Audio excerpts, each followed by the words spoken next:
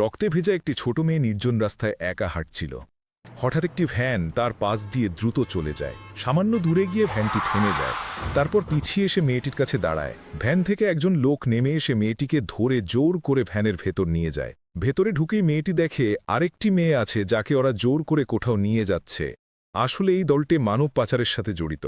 এমন সময় একজন লোক মেয়েটির জামা ধরতে যায়। মেয়েটি তার হাত মোচড়ে ভেঙে দেয় এবং ভ্যানের ভেতরে থাকা সব গুন্ডাদের পেটাতে শুরু করে। এর মাঝেই ভ্যান চালক নিয়ন্ত্রণ হারিয়ে ফেলে। ভ্যানটি দুলতে দুলতে জঙ্গলের দিকে ঢুকে এক গাছের সঙ্গে ধাক্কা খায়।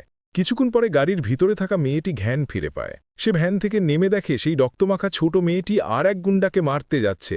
সে তৎক্ষণাৎ মেয়েটিকে থামায়। তারপর ফোন করে তার মামাকে ডাকে এবং মেয়েটিকে নিয়ে নিজের বাড়ি চলে যায়। সেই রাতেই সেই গ্যাং আবার মেয়েটির বাড়িতে আসে। তাদের বস ছোট মেয়েটিকে তাদের হাতে তুলে দিতে বলে। বড় মেয়েটি বন্দুক তুলে তাদের সামনে এসে দাঁড়ায়, কিন্তু গুন্ডারা তাকে ঘিরে ধরে ফেলে। এটা দেখে মেয়েটির ভাই তাকে বাঁচাতে আসে, কিন্তু সেও মার খেয়ে পড়ে যায়। হঠাৎ মেয়েটি সামনে আসে। সে এক গুন্ডাকে এমন ধাক্কা দেয় যে লোকটা দূরে গিয়ে পড়ে। এটা দেখে সবার মুখ বন্ধ হয়ে যায়।